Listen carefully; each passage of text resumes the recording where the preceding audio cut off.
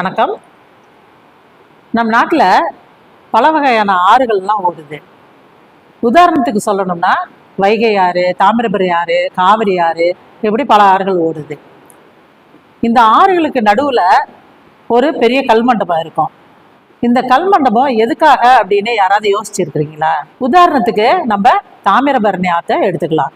இந்த ஆற்றுக்கு நடுவில் பார்த்தீங்கன்னா கம்பீரமாக ஒரு கல்மண்டபம் இருக்கும். இந்த கல்மண்டபத்தோட அமைப்பு 3 பக்கமும் திறந்த வெளியாகவும் ஒரு பக்கம் கல் வச்சு அடைச்சும் இருக்கும். இந்த கல் அடைச்சிருக்கிற பகுதி நீர் வர திசைக்கு எதிர் திசையில இருக்கும். இந்த மண்டபத்தோட கோபுர பகுதி சங்கு போல அமைப்புல இருக்கும். அதனாலதான் இந்த மண்டபத்துக்கு சங்குக்கல் மண்டபம்னு பேர் வந்துச்சு.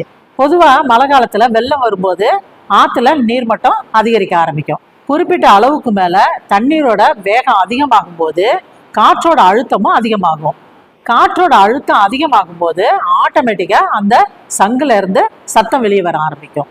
அந்த சங்குல இருந்து சத்தம் வர ஆரம்பிச்சிட்டாலே ஆத்துல வெள்ளம் வந்துருச்சுன்னு அந்த சுற்று வட்டார மக்கள் எல்லாரும் தெரிஞ்சுக்குவாங்க.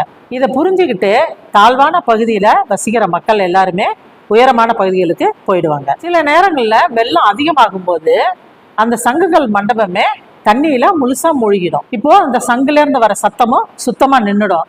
இது மக்களுக்கு உச்சகட்ட எச்சரிக்கை. வெள்ளத்தோட வீரியம் குறைய ஆரம்பிச்சதுமே ஆத்துல இருக்கிற நீர்மட்டமும் கொஞ்சம் கொஞ்சமா குறைய ஆரம்பிக்கும். தண்ணீர் குறைய ஆரம்பிச்சதுமே மறுபடியும் அந்த சங்குல இருந்து சத்தம் வர ஆரம்பிக்கும். இந்த சங்குல இருந்து மறுபடியும் சத்தம் வர ஆரம்பிச்சதுமே ஆத்துல வெள்ளம் வடிஞ்சிருச்சு அப்படின்னு குறிப்பால மக்கள் உணர்ந்துக்கிட்டு மறுபடியும் தங்களோட இடத்துக்கு வாழ வந்துடுவாங்க. இந்த கல்மண்டபத்தோட பயன்பாடுகள் இப்ப இருக்கிற தலைமுறைகளுக்கு நிறைய பேருக்கு தெரியறது இல்லை.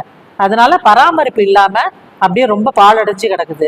நம்ம முன்னோர்கள் செஞ்ச ஒவ்வொரு விஷயத்துக்கு பின்னாடியும் ஒரு முக்கியமான காரணங்கள் ஒளிஞ்சிட்டு தான் இருக்குது. 1000 தான் சொன்னாலும் நம்ம தமிழர்களுடைய பாரம்பரியத்தை நம்ம தாமிரபரணி ஆத்துக்கு நடுவில் இருக்கிற கல்மண்டபம் உணர்த்திக்கிட்டு தாங்க இருக்குது. இந்த மாதிரி விஷயங்களை தேடி படிக்கும் பொழுது நம்ம நிறைய விஷயங்களை தெரிஞ்சுக்க முடியும். நன்றி.